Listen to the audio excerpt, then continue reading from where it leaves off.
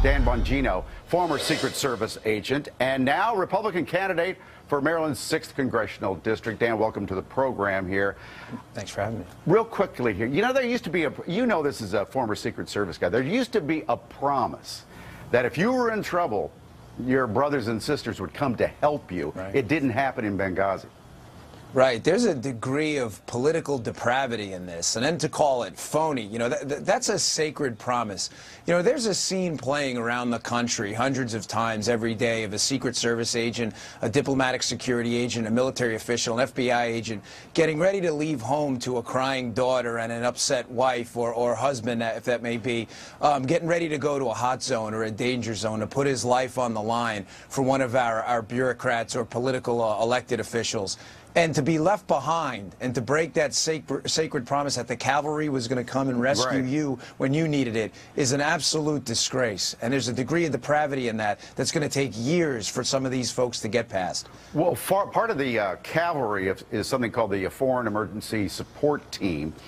Right. Why weren't they called? Do you know if they were called, and why didn't they get there sooner? Well, here's the irony about the FES team, the Foreign Emergency Support Team. This is what they do. This is their charter, to respond to foreign emergencies when our diplomats need them overseas in times of crisis.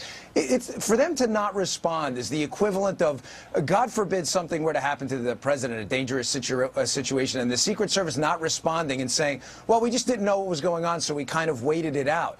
The FES team doesn't have to be told to respond. They only have to be told where to go. The fact that this doesn't bother people, that they did not respond, and some bow tie wearing bureaucrat likely was the one who got in their way and said, nope, you know what, they'll be okay, over an 8-hour attack, is really almost sick. Well, it's interesting, too, what you just said there. We're losing interest in this story, according to the polls.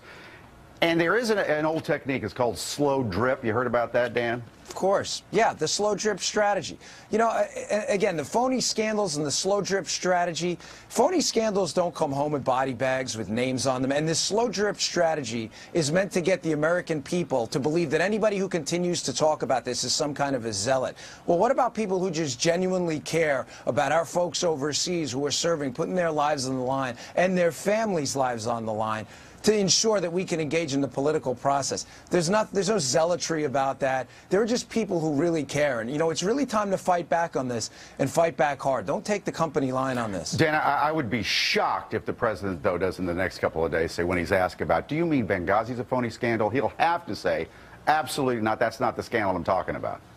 Yeah, but notice when he said it, he didn't say with the exception of Benghazi. He said it because they are brilliant at division capital. They have no political capital. Their only capital is in division, getting you in the zealot box or the race card box, and it's just for and against attitude. They have no political capital to play with on this. Dan, thanks so much for being with us. We'll talk to you soon. You're very welcome. All right.